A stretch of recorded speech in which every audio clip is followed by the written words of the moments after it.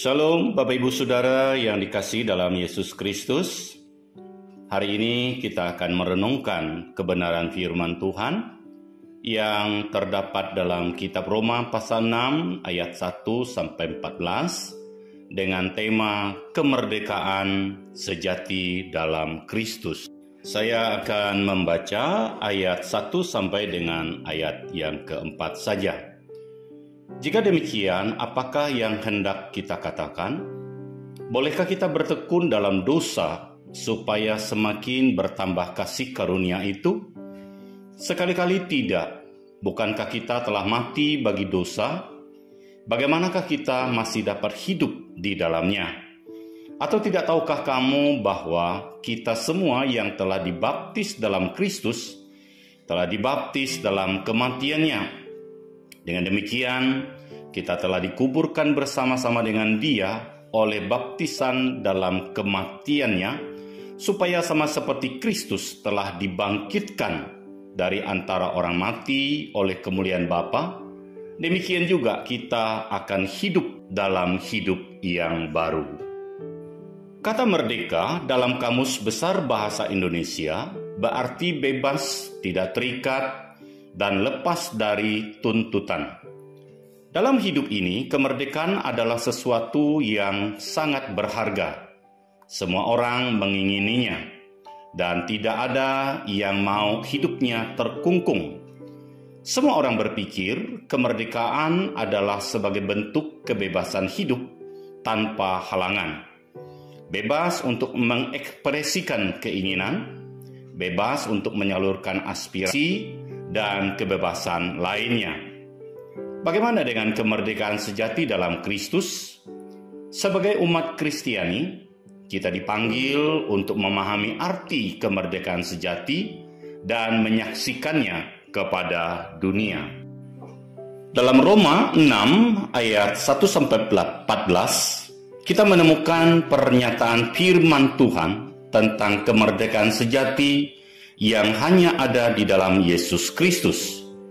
Kemerdekaan dalam Kristus bukanlah sekedar kebebasan dunia yang terbatas oleh batas-batas fisik atau hukum-hukum manusia, tetapi kebebasan dari kuasa dosa dan kematian yang menguasai manusia sejak jatuhnya Adam ke dalam dosa. Saudara, saat kita melangkah dalam perjalanan iman, kita dihadapkan dengan pilihan yang penting. Apakah kita akan terus hidup dalam dosa, atau kita akan hidup dalam kemerdekaan sejati yang diberikan oleh Yesus Kristus? Firman Tuhan hari ini mengingatkan kita bahwa sebagai orang percaya, kita telah mati bagi dosa melalui kematian Yesus Kristus dan telah bangkit bersamanya untuk kehidupan yang baru. Namun demikian, seringkali kita merasa terikat oleh kebiasaan lama kita, oleh nafsu-nafsu duniawi yang masih terus menggoda dalam kehidupan kita. Kita merasa terjebak dalam jerat dosa dan kelemahan kita sendiri. Akan tetapi, kita harus ingat bahwa di dalam Yesus Kristus, kita memiliki kekuatan untuk menolak dosa dan hidup dalam kemenangan. Renungan kita hari ini menyatakan tentang kemerdekaan sejati dalam Kristus yang tidak hanya sekedar pengampunan dosa, tetapi juga pembebasan dari kuasa dosa itu sendiri. Kita tidak lagi menjadi budak dosa, tetapi kita adalah hamba-hamba Allah yang hidup untuk kebenaran. Kita diteguhkan oleh Roh Kudus yang tinggal di dalam diri kita, memberikan kita kekuatan untuk mengatasi godaan dan mengikuti kehendak Allah. Saudara, kemerdekaan sejati dalam Kristus memang tidak datang dengan mudah, memerlukan ketaatan, pengorbanan, dan kesetiaan yang sungguh-sungguh. Di dalam Yesus Kristus kita memiliki kekuatan untuk mengalahkan dosa dan hidup dalam kebenaran. Saat ini, marilah kita memperkuat iman kita, memperdalam hubungan kita dengan Kristus, dan memperjuangkan kemerdekaan sejati dalam hidup kita.